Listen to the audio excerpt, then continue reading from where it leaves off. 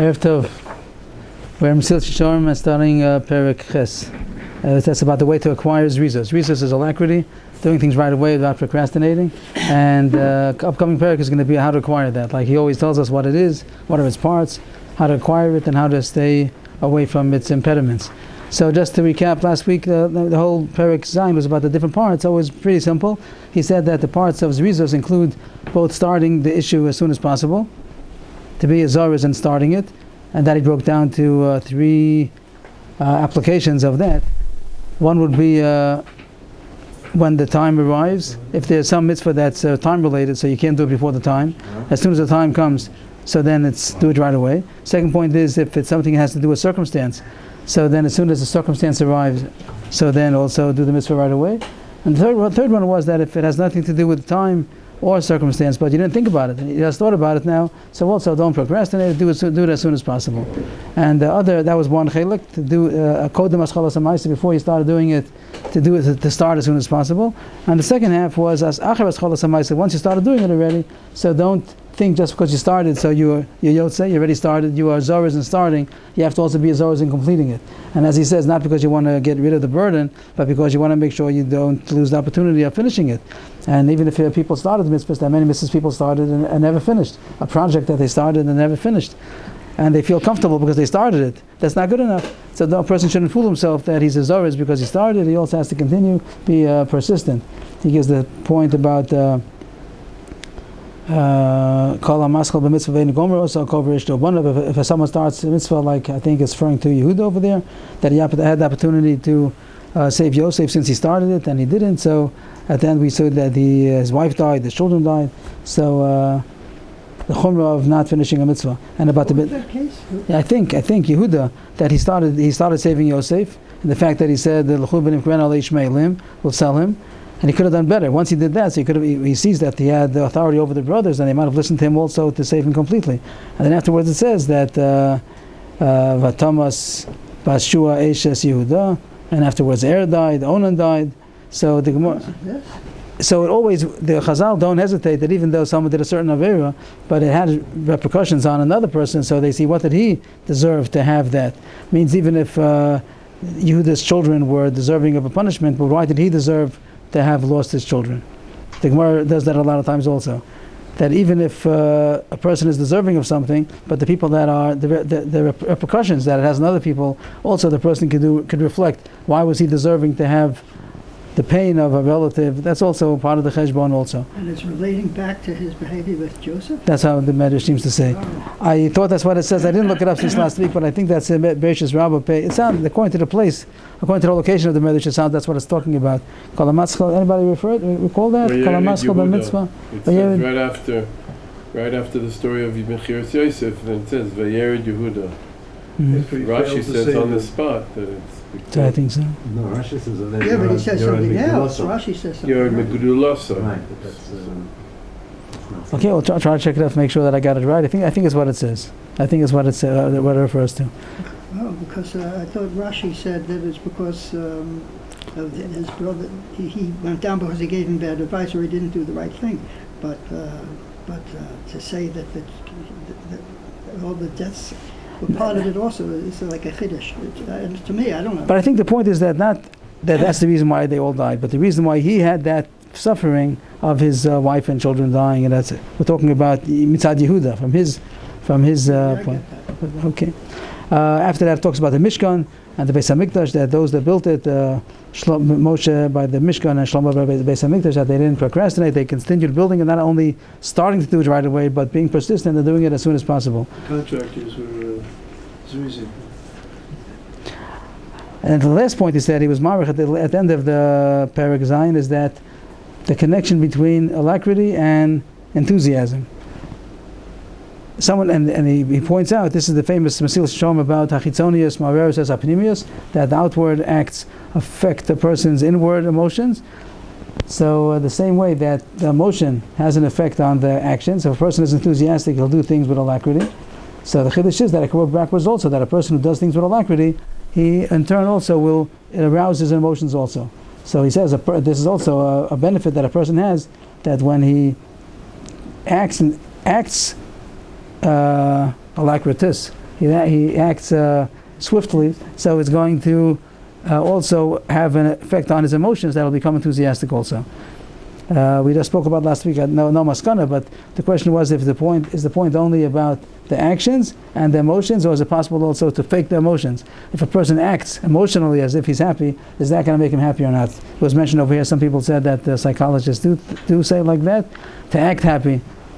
It means as if he has the emotion of happiness. That the Sefer doesn't say. Sefer just says that the results of somebody who's enthusiastic will be that he'll act swiftly. So acting swiftly will also affect the emotion of enthusiasm. But he doesn't talk about faking the emotion. That's a chiddush. That's a different chiddush. I questioned it. I don't know. But that was his point. Another benefit of his rizos is that it's going to in turn affect his enthusiasm. And now up to Perek Ches, which is the way to acquire zrizos. It means that zrizos again is defined as doing things right away, the opposite of procrastination. As soon as you could do the mitzvah. And now we're going to talk about how to acquire that. What's going to give him the kelim, the handle on it? Emotion. It's not an emotion, right? It connects it. It means that there is an aspect of emotion. The fact that enthusiasm, a person who has Avos Hashem and he's enthusiastic about the mitzvahs, he'll act in zrizos. But it'll cause him. That'll cause him to be zaros. But the actual midah of zrizos, when he defines zrizos, like he said in Perek Vav, the way he opened up is Akdama la mitzvah so lashlomas inyanam. Inyana shel zrizos mavoresh shu akdama la mitzvah so lashlomas inyanam. The issue of zrizos is that a person should do mitzvahs as soon as possible and to finish them as soon as possible. And then at the end he says that that's related to enthusiasm. You can take it. It's related to the enthusiasm, but not that the definition of the attribute is the enthusiasm. It is to do it right away. And you can say in each there's always going to be the pneumius and zirus also. When a person is a zahir, it means that he's careful about where he's going, he's watchful, he's careful.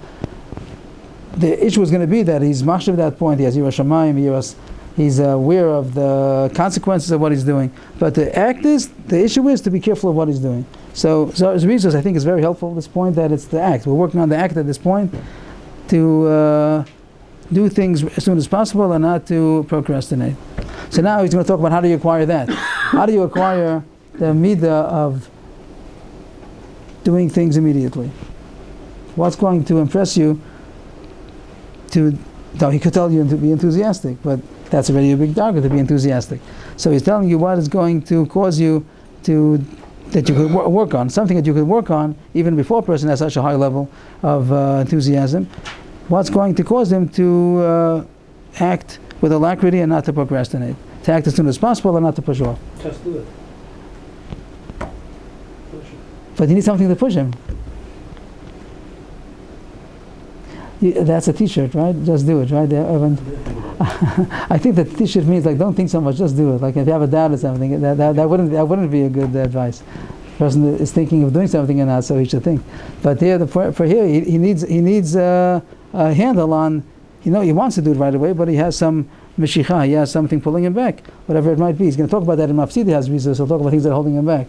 But first, he has to have something positive that should make him do it. Motivation, right? That's going to be the word. He has to have somewhat motivation that's going to make him happen right away. A motivation will help him to do it. He needs a motivation to do something. He knows what he wants to do. He doesn't want to push it off, but he's not motivated enough. So he tells us the motivation that's going to make him move. The word motivate means to make move, right? Motivate means to make him move. So what's going to make him move? So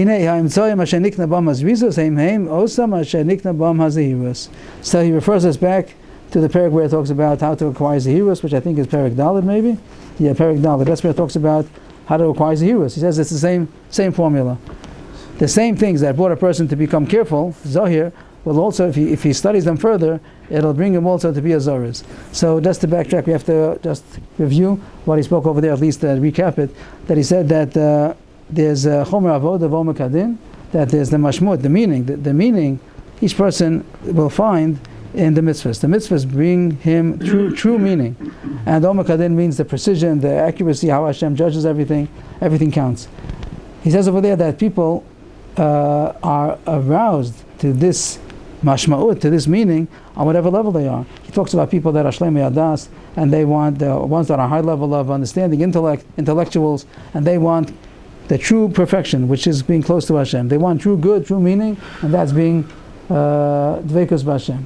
And that's enough to motivate them. They're on a very high level, and that motivates them. They know everything that they do, or over there talking about that they don't do. If they miss out, over there talking about, I'm sorry, if they're going to do an Avera, they're going to be lacking on this closeness to Hashem. So they don't want that, they're running away from that. So too he's going to say over here, that's going to be a motivated person on a positive level, that he should act. Don't push it off, because a person who understands that this is going to bring him shleimus, it's like a person wants to be rich.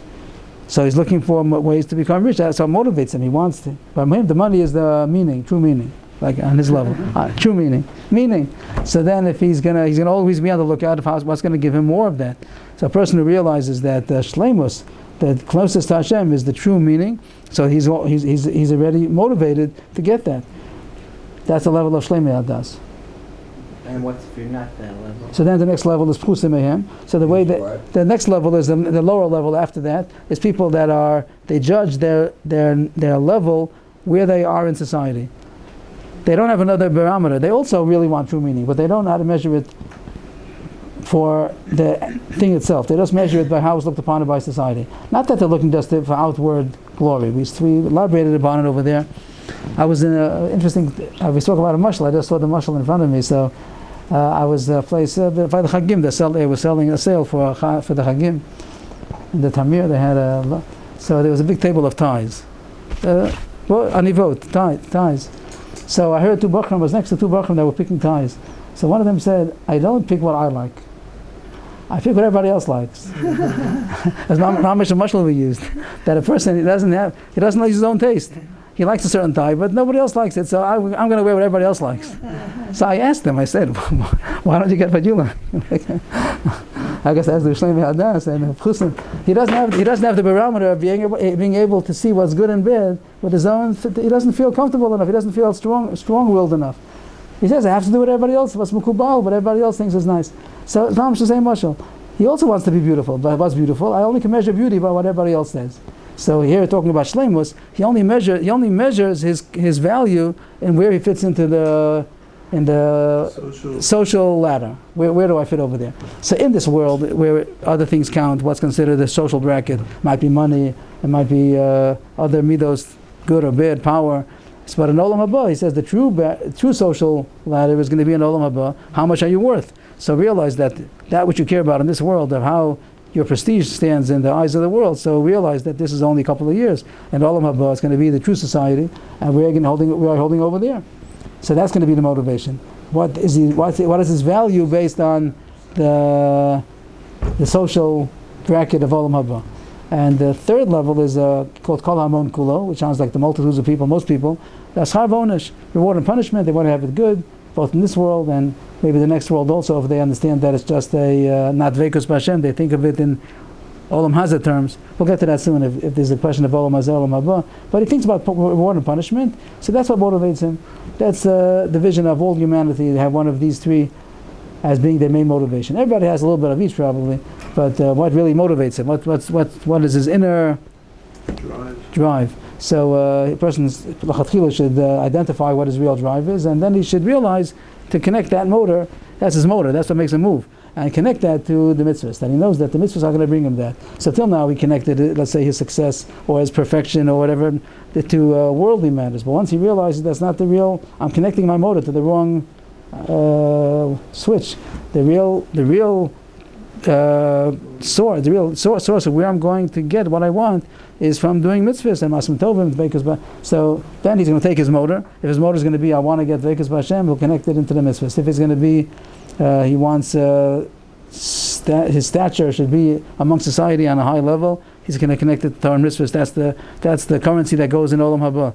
And if it's a question of schar v'onesh, reward and punishment, so he'll connect it to that. He wants a good life, so he's going to connect it to Torah and mitzvahs. The third category of the regular people, right. So like by Gashmi, some people are motivated for kavod, some people are motivated for money. All kinds of Olam Hazeh issues. Right. So in Olam Haba, the real reward, people should realize is from Torah and mitzvahs. That Hashem is the one who's giving reward, and he's going to get his good life from leading a Torah way. He thinks now he's going to get money from doing. But if he would realize that Hashem is the one who's manipulating the world. Hashem is the one who's moving everything. Even though it seems that, let's say, through an Aveira, he might be able to get wealthy or healthy or popular, whatever it might be, but he realizes he has enough amunah to know that Hashem is the one who's moving all the pieces. So if he wants good, Hashem promises in the Torah, if you're going to do the mitzvahs, you're going to have it good. If you're not going to do, it's not going to be good. It's for this world. I mean, he's thinking in this world. In this world. This world he'll get right, more right. if he does what's right. Right, right. That's how he's going to say at the end of this parak. He didn't say those words in parak Dalet when he spoke about it, that it means this world. But at the end of this parak, he mamish divides the pchusim, the middle level, to the bottom level. That the middle level has to do with Olam Haba, the way they see themselves in the social ladder of Olam Haba, and the third one is about Olam Hazeh. The third one of reward and punishment. They're interested in having a good life in this world. I was going to say it later, but I'll say it once you mentioned it, so I'll say it already now. Is there a difference between Olam Hazeh and Olam Haba? Is there a difference between this world and the world to come? If you talk about reward and punishment, if a person wants it to be good, this life is good. He wants to have good in this life. He wants to have good in the other life, in the eternal life. It's not really such a difference. As this is 70 years, or 80 years, 100 years, 120 years, and over there it's eternity, and much more. But in essence, if the person just thinks of the word of Olam Haba as this world the type of currency, what do they have in the world to come? What kind of good do they have?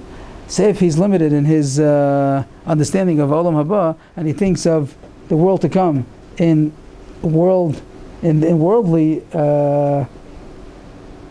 musagi concepts. Thank you. So then it's really all the same. Even though Sefer is going to say that these people are thinking of Olam Hazeh, if they think of Olam Haba in the same terms, so then they think about Olam Haba also. Let's say people like ice cream. Ice cream. People like ice cream, for example. So if they think in Olam Haba, in the world to come, there's better ice cream, and eternal ice cream, and so they're so they're really thinking of Olam Haba in the Olam Hazeh terms. So when we say that the people of their Schar V'Onish is what motivates them, so the Sefer is going to say they're thinking about Olam Hazeh. If they happen to think that Olam Haba is the same thing, just as much better, it's okay. They're also the same type of people. That's not the inherent difference between the middle level and the bottom level. The bottom level means that they think about worldly terms, and if they happen to think that Olam Haba, the world to come, is the same thing, just bigger and better, so that's the same level. These people, the Hamonam, Schar V'Onesh, they might think of Olam Haba also, but they're limited to think of Olam Haba in worldly terms. So that's their level. The people of the Pchusim, the middle level, the first level, surely the first level, and even the second level, they realize that Olam Haba is something else, that it's closeness to Hashem, and that's much better than ice cream. They realize that this world is very, very, it's like you say, the sandbox. They're past the sandbox. The kid who's in the sandbox, he's the level of a sandbox. So then he goes into the sandbox, and that's the world. He's the king, and there's a palace, and there's a river, and he conquers, and everything's good. And once he gets bigger, he can't tolerate to go in the sandbox because he knows that it's an imagination. It's not real. And so the person who has Olam Haba Musagim, he has concepts of Olam Haba that are godly, so then this world is not the motivation. The motivation is to get closeness to Hashem. So the first level is Dveikus B'Hashem for itself. He realizes he's able to measure the value by what brings closeness to Hashem. The second level also really is motivated by closeness to Hashem, but it's like the boy with the tie, that he can't measure it by himself. He needs people to help him. So he finds his level, how important am I, how meaningful am I, by where I'm standing in society. The society of Olam Haba means he's not fooling himself. In society of Olam Haba, the person who's really closer is going to be higher up. And he doesn't have a way of measuring his value inherently, only relative to everybody else. So that's the level of the middle people. So they're Olam Haba. They have a mindset of Olam Haba. This I heard from Rabbi Nosson Ratman, that people who think of Olam Haba in Olam Hazeh terms, it's the same thing. It's all the same. That this would be Schar V'Onesh people of reward and punishment, but they think of Olam Haba as the same reward as Olam Hazeh, just as better, but they don't think of Hashem. They're thinking about worldly pleasures that they'd have in Olam Haba. So that's okay. So it's an extension of Olam Hazeh that goes on for eternity.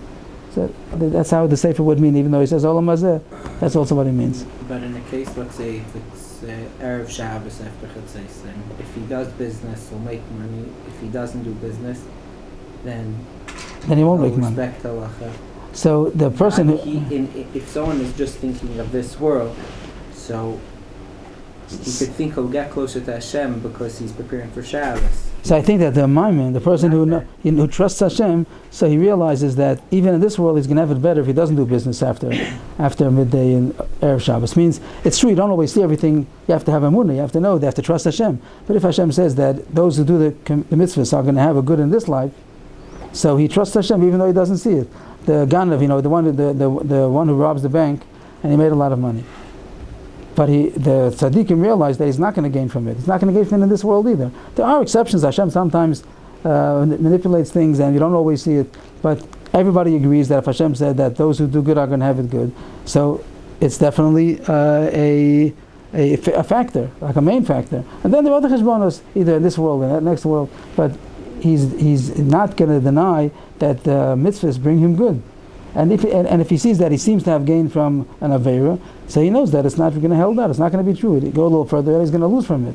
The person who's a Maimon, so he trusts Hashem. That's surely not the higher level? No, the higher level is that he talks about the closeness to Hashem. This level is talking about having worldly pleasures, but he knows that the real worldly pleasures are only going to come if he does mitzvahs. Unless it's some other cheshbonos that Hashem also has, but he's definitely going to get good from doing mitzvahs, reward for getting good, reward not dafka dvikas b'Hashem. Any kind of reward. The good is going to come as a result of doing Hashem's will, and a person who goes against Hashem's will is not going to have it good. And everybody wants to have good for themselves. The Mesillas Yesharim says later on that this is like the easiest madrega to get. Ain't ever kal shebekalam, ain't ever kal kamod. Nothing as easy as this. Everybody wants to have it good. Everyone wants to save themselves from punishment, from evil. So everybody is more. This is all, once they understand, they believe that Hashem was true to His word, that those who do mitzvahs are going to have it good, those who do averos are going to have it bad. So he's motivated to have a good life. That's going to be his motivation. So we just did the first couple of lines because he refers us back to Zehirus, and he says that the same motivators for becoming careful, which was the midah of Zehirus, are also going to be the same motivators to become ALACRITY. So what does he say? That the same means, just to translate it, the same means, mediums, that through which one acquires Zrizus are the same that which we acquire Zehirus, the first level. They're same level, the levels are the same levels. That's the three levels we just spoke about now. The Shleimi Adas, those intellectuals, and then the lower level, which we said is people that they judge themselves according to the level they have in society, and the last level is the people that were looking for reward and trying to stay away from punishment. The same thing we spoke about before by Zehirus, by carefulness, also applies to ALACRITY. Because they're very similar, these two issues. There's no difference. The whole difference is that Zehirus is when a person is careful not to fall into a pit. He doesn't, not to stumble. And the Zrizus is that he's careful to get something positive. If we say a mashal, that the person is going on the road, he wants to make sure he doesn't fall into a ditch. And also there are diamonds over there that you can pick up. If you notice the diamonds, you can pick them up. So he's going to be zohir, not to fall into the river, not to fall into the ditch. And he's going to be zohir to pick up the diamonds right away. He's not going to say, nice diamond, I'll come back in a half hour and I'll pick it up, because when he comes back, it's not going to be there anymore. So the Zohar has that attitude towards mitzvahs, that when he sees the opportunity to do a mitzvah, he's not going to pass it up, he's going to do it right away. Don't lose an opportunity. Lose an opportunity, because he might lose it. The person thinks he's going to come back later on, it might not. Like he says, the Yetzer Hara is there, he's going to take it away. It's not simple that if you procrastinate, you're going to get the same opportunity that you had. When a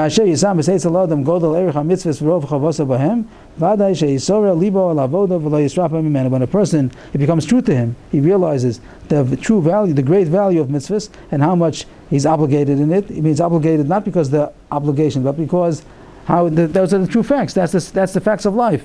Either it brings shleimus, it brings closeness to Hashem, or it gives him his place in society, or it's going to give him reward and save him from punishment. That's called the Rov Chavasa B'hem.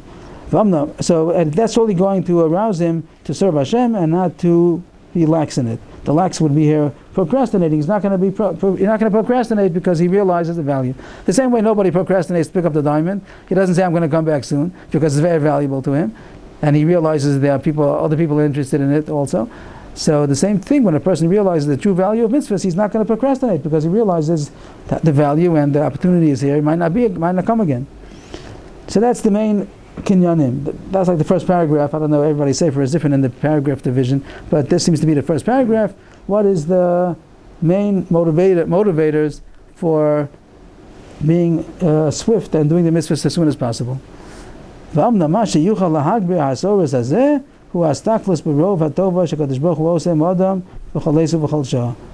it's a long sentence behind the flow.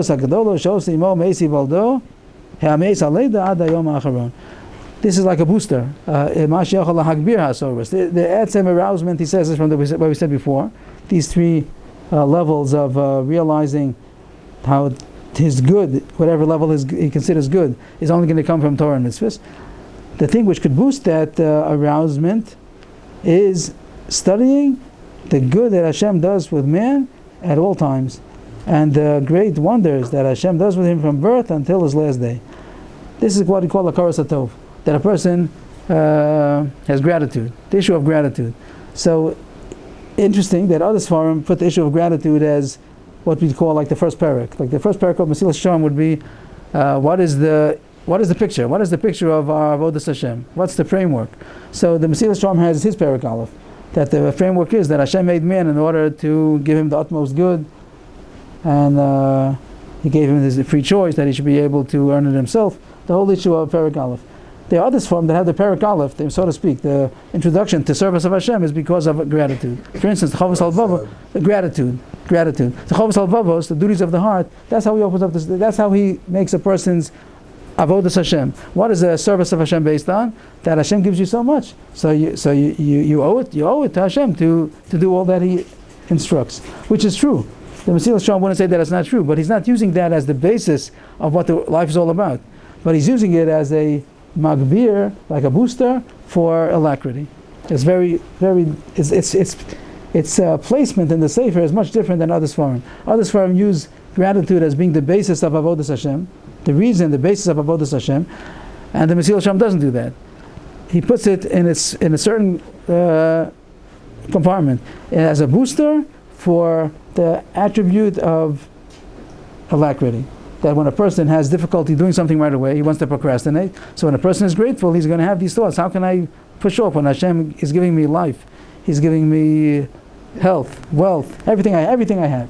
So this is a study called ALACRITY, and everyone who heard of Rabbi Avrohom Citrin knows that that's his subject, and he did a fantastic job to explain it, expound it in detail, to get a person drills of how to study the good that he has. Most people, without these lessons, they don't even know how to do it. Like, not that they're not doing it, how do you do it? But he spent his life on appreciation and gratitude, studying the Bria, and a person has to study his life, how good he has it. And there's a endless good that a person could spend his time appreciating. So the appreciation is going to bring, in the Chovos Halvavos' term, the reason why you should be doing all of Avodas Hashem, and in the Mesillas Yesharim it'll be to get moving. Like, there should be a booster. You should want to move because you're so grateful. You jump at the opportunity to be able to show Hashem your gratitude. So this is an all-encompassing subject. The person opens up his eyes, and it gets endless. I just start together with everybody. The cameras that are self-adjusting and color, and is able to turn and able to remember. After it's recorded. He has ears that he's able. Each thing is a fantastic phenomena that if we spend the whole day thinking and thanking just for one of our faculties, we would not do justice. But it goes on and on. Our breathing, our nervous system, our digestive system, everything. Like I'm speaking in front of people who can say much more than I. But just as bonus to be able to contemplate and study all the good that we have. Clothing, furniture, housing, transportation, children, family, relatives, friends, parnasa, intellect. It goes. The joy of being able to swallow. It's a fascinating thing. Yeah, so we take it for granted, but I happen to know somebody that's having difficulty swallowing. It's such a present. Each swallow is a mace. How many? I don't know the facts, but how many muscles do you have to move in order to swallow? It's fascinating from all sides, simultaneously contracting. Fascinating, and we don't think about it. So I'm not saying any chidushim. I'm just trying to give some examples that I've heard about what a person could contemplate and feel utterly indebted. And that's what the point would be here. That when a person feels indebted to Hashem, so he's moved to act. He can't sit and I'll do it later. Hashem said to do something, so he's motivated to move. So besides all the motivations we spoke about before, this is a magbir, this is a booster. So the way he describes it was when a person looks at the tovos and the flows, just to point out two words that he uses a couple of times, the good and the wonders. It means when you talk about the good, you can talk about the good that you receive from it, and then you talk about all the wonders that are incorporated in order to give you that good. You have a computer, so the good will be whatever you're able to use of it, whatever use you make out of that computer. But then you open it up and you see how complicated it is in order to give you that good, all the complication that has, and intricacies that are necessary in order to give you that good. So in everything we do, a person's breathing, okay, so that's the great, like he appreciates the tova, and then talk about the flows, talk about the pella, all the wonders that are involved in hearing and seeing, whatever we spoke about, that a person would be able to understand all the complexities that are involved in order to get him that product. So those that are on the flosecha, the tovasecha shabbos, we say that in Modim. When we thank Hashem, we talk about the flosecha, tovasecha, the wonders and the good. So there are two aspects of what a person should contemplate upon. So when a person looks at the good, the abundant good that Hashem does for man at all times, and the wonders, the great wonders that He does from the time that he's born until his last day, the more that a person increases to look and contemplate at these things, he sees more and more, he recognizes the word hakir, that's what hakar satov, a person who recognizes the good. Just to recognize, he'll recognize more and more his great obligation that he has to Hashem, his indebtedness to Hashem, who gave him all that good. These are going to be mediums that will cause him not to be lazy or lax in his service of Hashem. Since he can't repay Hashem, How could you repay Hashem? Hashem doesn't need anything, and you have nothing to give him, only what he's giving you. There's no way to repay Hashem. But the least that a person would feel indebted to do, l'fachot, yoda l'shmo v'yekayim mitzvot. So the least that he could do would be to thank Hashem, to praise His name, and to fulfill His commandments. So he'll do it out of gratefulness, out of gratitude. He will do the mitzvahs. So when a person he has some laziness, it's hard for him to get out of bed, hard for him to move, he has some reason to procrastinate, so that he thinks about that Hashem, who did all this for me, He's asking me to do something, how could I say no? How could I even stall? How could I procrastinate? So he goes on to say that each person has what to be grateful for. Some people might say, I don't have what to be grateful for. So he says everybody in any situation has what to be grateful for. He only leaves room for one person that he doesn't talk about, the person who doesn't want to live anymore. That person he doesn't talk about. But as long as the person wants to live, then he has what to be grateful about. A person who doesn't want to live, he doesn't talk about it. If he thinks that he has it so bad that he'd rather not live, so then it's not here. But anybody that wants to live, so he's always going to feel indebted to Hashem. There's no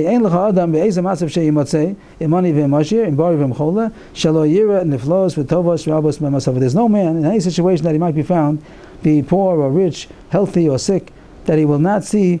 Again, the flows with tovos, wonders. They think of wonders and the goodness. Those two things. The flow secha v'tovos secha. That he won't see many wonders and many benefits in his situation. And he gives some examples. Ki asher v'abori, a person who's wealthy and healthy. Kvarhu chayiv lo yizbarach al hashav al b'yusa. That's already. It's enough. If he has that wealth and health, so that's the reason to be grateful. And how about a person who's poor?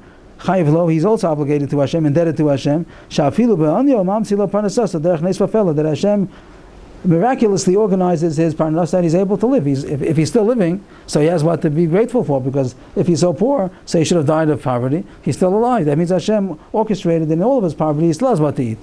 And Hashem doesn't allow him to die in hunger. And achola, the person who's sick, even though he's sick, Hashem is still sustaining him, maintaining him, even if he has this sickness and pain. Hashem doesn't allow him to go down to the grave. So as long as a person is alive, he has what to thank for. If he's in the grave, then yes, please. You said something that triggered a question. We say that Hashem doesn't give a person a challenge they can't meet. If that's the case, why did we have some people, religious or not religious, commit suicide? So The challenge they were not able to meet. how can we prove that they were not able to meet it? Just because a person, let's say a real any avera, so not such a case of suicide, he killed somebody else.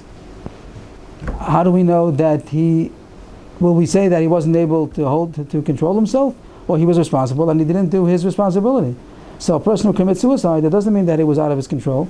It was maybe in his control, and he's going to be held responsible for committing suicide. How could you prove that he was out of his control? It seems the challenge of life is too much for them. Right, but then you can say by many Averis, with that logic, we'd be able to say that many Averis, any person that fell into an Avera will say because he was above him, he wasn't able to handle it, so he did the Avera. He sinned because if you see he sinned, so we'll say that he wasn't able to handle it, but we will answer that not necessarily. Just because he fell in, he sinned, it doesn't mean that he wasn't able to, he fell in. So suicide also. Taking one's life is pretty final. Yes, so he was held responsible for that. He killed the most precious person, closest relative, and he's going to be held responsible. He thinks as if he's getting out of it. Now he's going to be held in judgment for doing that sin. Just because I'm not saying there's no such case. I'm just saying that we can't prove from the fact that a person did it that he was out of his control. He should have been in control. He should have gone for help, whatever it might have been. I hope I'm explaining that it's not. I'm not saying that necessarily every person that will commit suicide that it was in his control, but you can't do the opposite either. You can't prove that it's out of his control because he committed suicide. There were cases where, halachically, I don't know what people do nowadays. Halachically, if somebody commits suicide, so they're not supposed to be any eulogies. They're not supposed to honor him in his death because he's considered a murderer. Means in the halacha we do consider him responsible for his act. So maybe sometimes we'll be able to judge that it wasn't his fault. But basically, the basic halacha starts that a person who commits suicide is culpable of that sin. He's held responsible. Of course, in this world we can't do anything for him. We can't punish him. But Hashem is going to punish him. The same way. Yes, but the God is only in this world. What do they call it? He jumped out of the frying pan into the fire.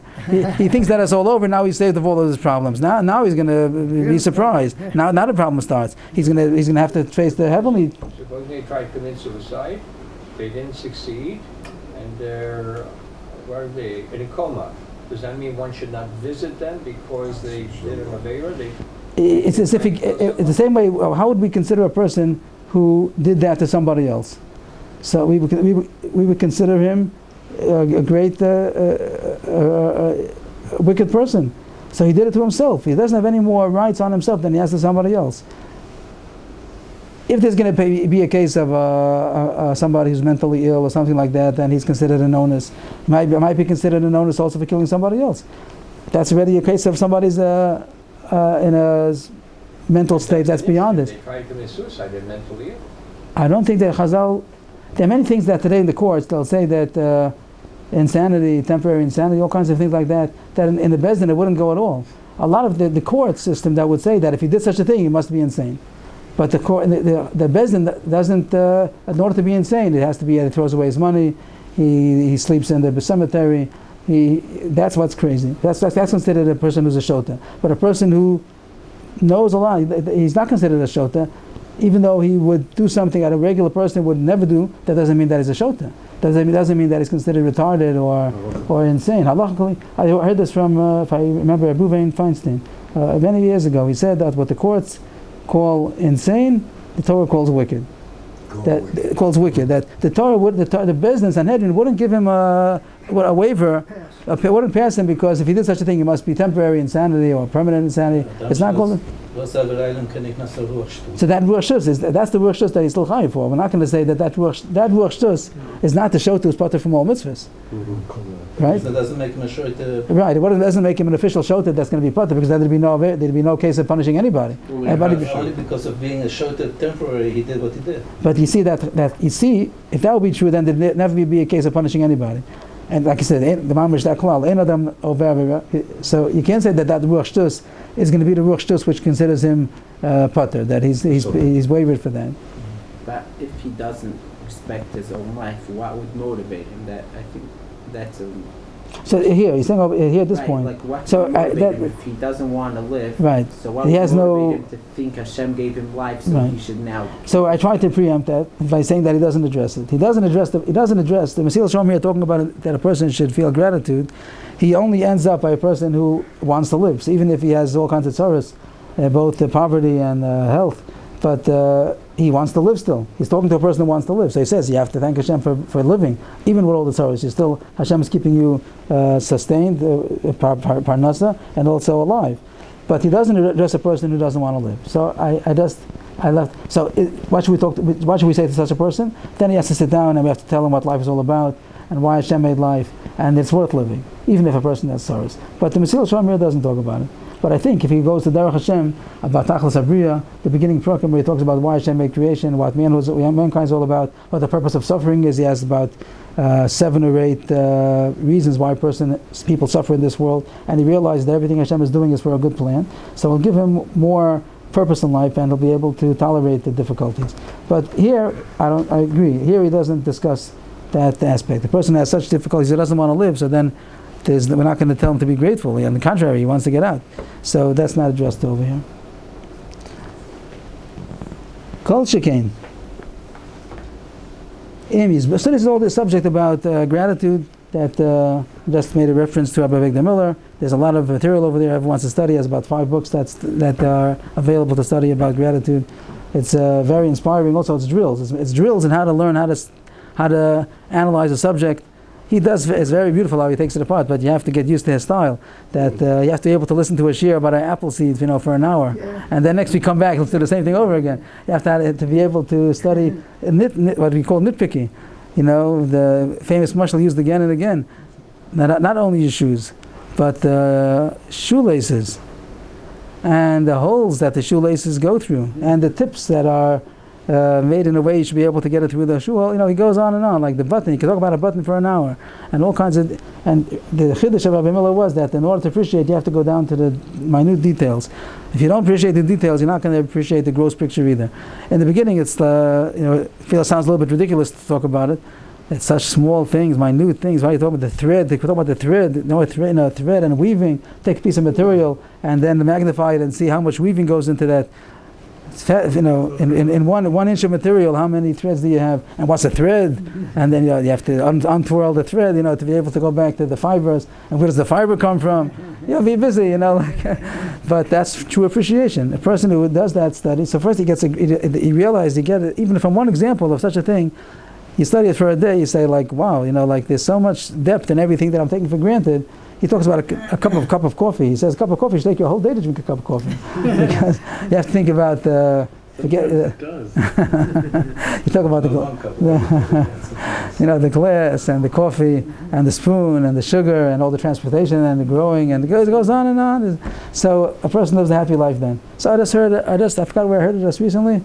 I forgot where I heard it, but somebody was saying that Rabbi Yontif Zilberman, he spoke a Friday night in the Chorva. So he spoke about Bikurim. He talks about the beginning of Parshat Kisavo, about gratitude. So he spoke about, didn't hear everything, but he said about a person who had many, many, many tzaras. And he always was davening to Hashem to help him. And then he changed a little bit. He started thinking, I also have what to thank for also. I don't only have problems, I have what to thank for. And he started concentrating on the good that he has. And he started thanking Hashem for the good that he has. And he got so involved in the good that he has, he forgot his problems. Because he realized how good he has in relative. If a person only concentrates on his problems, everybody has problems. So if a person only concentrates on that, he's magnifying the problems and ignoring all the good. So first he decided to at least give it equal time, give some time to the good also, and then he got so involved in the good, and he didn't see the tzaras as heavily as he did before. And then it follows that the good will come because you appreciate. Yeah, the good, right? Maybe that's what he said also. Appreciate the good. Right. Then he gets more and more good then also. But even without that, it also has truth to it. That at least give the good also equal time. Kol shekain mizbonein heyos kol tuvo tolui biyado yizbarach u'mashem b'starich lo u'mashem uchachilov mimenu yizbarach hu v'lo meyacher asher al kein v'adai shelo yisatzal miyavod avodas yizbarach v'lo yechsel lo kol ma shehu uchachilov. I think this kol shekain is saying, besides the gratitude for what he got already, if a person also realizes that whatever he's going to get in the future is also dependent on Hashem. So a person, the gratitude alone would mean even if he's not getting anything more, you already are indebted for what you had already for before. But now he's saying Kolshkin, if a person would contemplate that all of his good is dependent on Hashem, dependent means that it's dependent in the future also. And what he needs and what his needs and his wants, I'm not sure, Mitztarech and Mukhrach. Mitztarech are his needs, Mukhrach is also, I'm not, anybody translation over here? Masha Mitztarech lo, Masha Mukhrach love. I don't know what difference is between the two. Both of them necessary and necessities and needs. Any difference? Yeah. What could you, how could you? Necessities are much harder have to water, gotta have electricity. right, much harder to survive without the necessities. And a need would be A something. need He needs it, but that doesn't mean that it's not chiyuni. So if you realize that everything, all those things are needs and necessities are all dependent on Hashem, and not for anybody else, surely he's not going to be lax in serving Hashem in order that he shouldn't be missing what he needs. So two aspects. One is the gratitude of the past, and one is eyeing the future, that he surely shouldn't be lax in service of Hashem because he wants to get all the good, and Hashem is going to give him the good. But it depends on him. So both the past and the future. He's summing it up now. He says, notice that everything I said over here is really chazara, it's really a review from the parak on Zehirus, which he started off saying that see, everything that I said over here is over there. You see, that I included in my words over here the three levels which we spoke about, which I divided in the level of Zehirus, which we spoke about earlier. They're all the same. Being careful about not doing a mistake and being alacritous for doing the positive is all the same issue. You realize the importance. What's the importance? Each person on his level. You can learn it out from its own subject. They have the three levels. Shlemi Adas, Pchusim, and Kalamon Kulo. Shlemi Adas, the Shlemi Adas, the people who are on a high intellectual level, so they realize the necessity of doing the mitzvahs because of their inherent value. He doesn't translate it to what I said before, that it means that Dveikus B'Hashem, the mitzvahs are what bring you the Dveikus B'Hashem. That's the Emtsa'i. Like he said, Yishtadel Yidavek Bo B'koch Masim Shetalaratam Zeh Inyan, Feimim HaMitzvahs, that the mitzvahs bring shleimus. So he realizes that the mitzvahs have inherent value. That's what brings you the Dveikus B'Hashem. The Pchusim Hayam to the lower level, Mitzad Olam Haba Chavodo, the level of prestige which will have an Olam Haba, Shelo Sasigei Ubusha Liyom HaGemul, V'roso Atova Shayochel Hasig V'ibda, that he shouldn't get shame on the day of payment when he's going to see the good that he could have gotten and he lost it. In Olam Haba, he sees the level that he could have gotten and he messed it up. He sees other people that were in the same situation and they did work and they got it and he missed out. So he uses the social ladder, social status to be able to judge how much he is. So he uses that in the society of Olam Haba to judge his value. So to not only in the Zehirus, also in the Zrizos, not only in being careful from not doing a negative mistake, but from doing positive, and that'll bring him to actively get good in order to get on a higher level in Olam Haba.